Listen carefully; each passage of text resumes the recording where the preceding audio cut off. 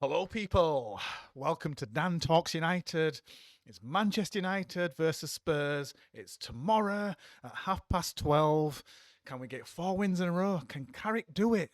Can he do it? Come on, everybody. What do you think? Put your comments in below. Can we keep that winning run going? But the first thing we've got to do, though, first is we've got to remember those that we've lost 68 years ago. So I must share this now. So this is the anniversary of the Munich air disaster. So obviously it's a sad moment for the club. And many of our players in the past and staff lost their lives during that Munich air disaster. Obviously the club came together and other clubs also supported us through that process.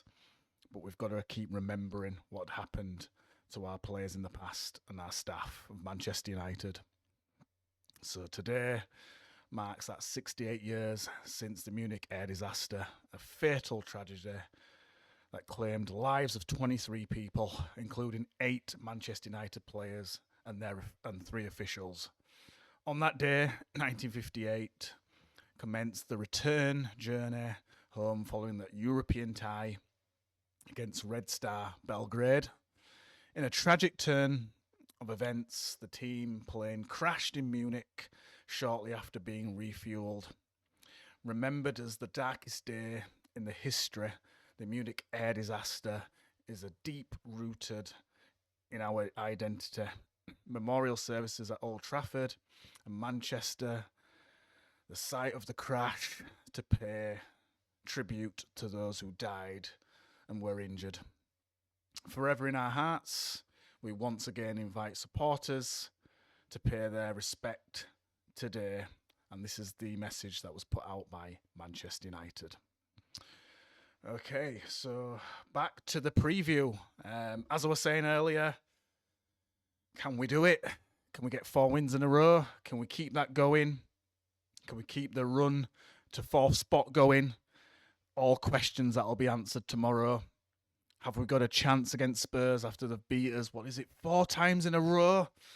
We need to beat this team. It's Spursy after all. Why do we keep losing to Spurs? And especially in that European final, that Europa League final, losing to Spurs. They're absolutely shit.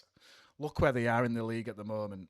Absolutely horrendous. Now, obviously, we've had a bit of an upturn. We've had a new coach bounce. And I don't want to take everything away from Amorim.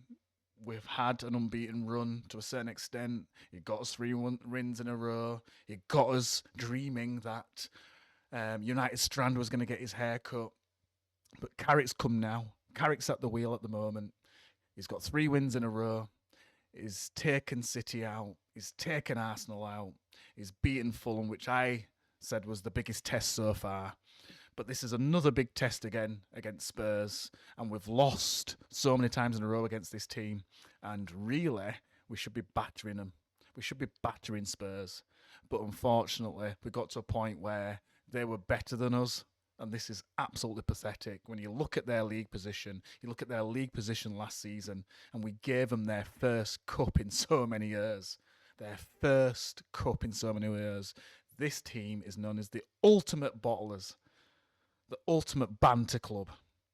The club that's only bothered about the new stadium and the money that it brings in when Beyonce is singing there or when they're go-karting.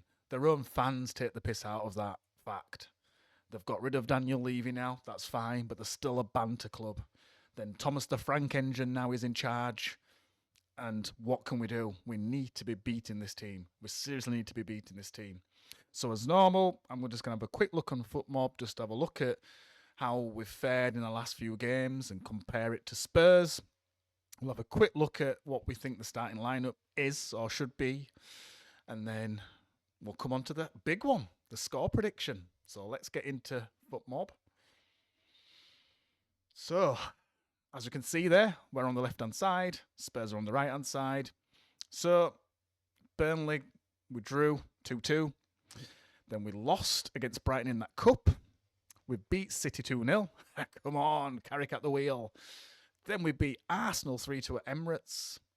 We beat Fulham 3-2. Very close game. A very close game. Some wonder strikes in that game. But overall, I believe we deserve to win that game. Over onto the right-hand side then, Spurs lost against West Ham. Then it was in Europe, and they beat Borussia Dortmund. Then they drew against Burnley. And then back in Europe there against Frankfurt, where they've won.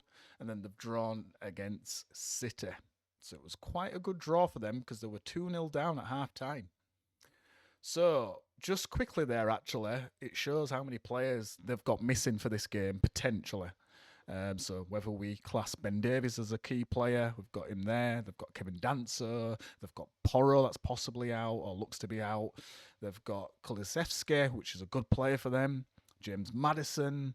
We've got Bergval as well. Ben Tanker. Kudos. And Richard Arlison. And for us, we've still got Delict out as far as we're aware. I don't know if he's started coming back into training yet. Got Mount, that should be close to return. And then, unfortunately, Flying Dorgu's out. Flying Dorgu.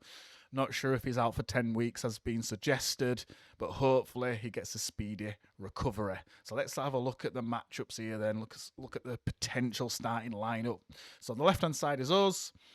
Le Mans, as always, got to be a starter in goals. Can't be seen by Ender. On the right-hand side there, I've got a feeling that he's going to start with Dalot. I'm not going to overly argue with it. Obviously, there's an argument to put Mazraoui back in there or put Mazraoui in there because he's a better defender. And for me, slightly better going forward as well. Has got his limitations here and there, but overall a better defender. Maguire has come back into the squad. He's played well. I think he's got to stay in there. Martinez is sort of got that good partnership with Maguire. So for me, he's got to be staying there as well. Shaw on the left-hand side. Super Shaw all of a sudden. Super Shaw. Not getting injured. What's going on? This guy's always injured, but this season. And then in the middle there, we've got Casemiro. The big man, Casemiro. Mr. Dark Arts himself. And then Kobe Mainoo. Free Mainoo. He's been freed. And then on the left-hand side there, I'm assuming it's going to be Cunha. Number 10, it's got to be our man, Bruno. It's got to be the man of the hour. It's got to be Mr. Stat Padder, as people called him. Mr. Stats himself is going for that record. He's coming for you. De Bruyne and Henry is coming for your assist record. And then over on the right-hand side, we've got Ahmad. He's been playing really well since he's come back from AFCON. He had a really good AFCON as well. Probably gutted to miss out on the final because he played really well in the AFCON and he's come back with the same form. And then Mbeumo, it was a little bit sketchy, his form to a certain extent, but since he's come back, he's been in there with the goals, he's been in there with the performance. So to start with Mbeumo up front, I can see that happening, and I can see again Sesko coming off the bench, but let's back Sesko because he's scoring, and that's our main striker, that's our number 9. On the other side then, Spursy, fucking twats. Vicario in goals. You don't know what you're going to get with him sometimes. I think he's a decent keeper, but you just don't know what you're going to get with him sometimes. And then, again, I don't know about the formation here. I think they started off with this against City and then changed it at half-time. But Van de Ven, I always say I would take Mickey Van de Ven and bring him to Manchester United. I think he'd be fantastic at our place, our squad. I think he'd be fantastic at Old Trafford. Romero, I mean, again, you can get anything from him. He's an absolute hothead. I wouldn't particularly have him, but he can be, on his day, it can be a really good defender. He reminds me a little bit of Rojo that we had, that hot-headedness that they have. You can have a really good performance from him one time, one game, and then another game, who knows, red card, you name it. Polina, so I don't know if that's where he played in the last game where he started, because I didn't really watch that City game, but I think if he plays in the middle, he's a good player. Gallagher, got him on loan, I believe. I don't know if they've paid for him. We've got him on loan at the moment. Pape Sarr, decent player. Dogier is a decent sort of wing back. Xavi Simons, and again, he's one of those sort of, I don't know, seems a decent player, but I don't know if I wouldn't have him at Manchester United anyway. But again, you don't know what you're going to get from him. Odebear there as well, and then Solanke up front after that scorpion kick. Hopefully, won't be doing that again. So that's sort of the lineup for Spurs there. So we'll have to see what goes on because, like I say, we've struggled against Spurs recently and we really need to win this game. So without further ado, it's to the big one now, the score prediction. Now, this one's been a strange one to call, really, because in one sort of part of me, I'm thinking about the fact that we struggled to beat them recently. And then another part of me saying, Carrick's at the wheel. Carrick is at the wheel. How does it feel, everybody? So I'm going to stick with the positivity because I want that guy to cut his hair and then he can do what he wants after that. I think there's too much about that going on and too much pressure. We just need to get these 5 wins out the way and just move on. So come on, let's beat Spurs. We're due a win over Spurs. So I'm going to go with 2-1. That's what I'm going with. 2-1.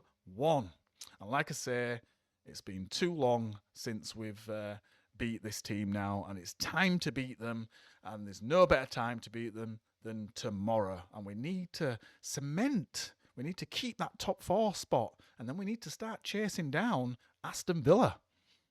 And that can happen, because I feel, and I've said this before, I feel we can catch Aston Villa. But it's all about tomorrow as well, because if we lose tomorrow and it starts to nosedive, then the dream's over. But if we can keep that dream alive tomorrow, I think the next target is to chase down Villa and even, you never know, but this is getting a bit giddy, chase down City. We're watching you. We're coming for you. Arsenal, that's far too much of a stretch. And I still feel Arsenal are going to win the league, so that's not even in the question for me. But I've definitely got my eye on third. If we can get through the test tomorrow, I've got my eye on third, and we're coming for you, Villa. Let's get the words out. But yes, 2-1 is my prediction. That's what I'm going for. Please put your comments below what you think the score's going to be. I think we've got some favourable fixtures coming up as well. But again, you never know. The Premier League, it does throw up some shocks here and there. There's games that you think you're going to win, and then that team just turns up. So not going to sort of get too giddy and too carried away here. But I do feel that we've got a favourable run for the next sort of few games. We've got every chance of winning the next one and the next one after that. So who knows? But like I say, that's my score prediction. Tell me what yours is. But as always, please like, please share, and I will definitely see you on the next one after the Spurs game, and it's got to be a big win, and we're going live, and I'll see you there, people. Peace.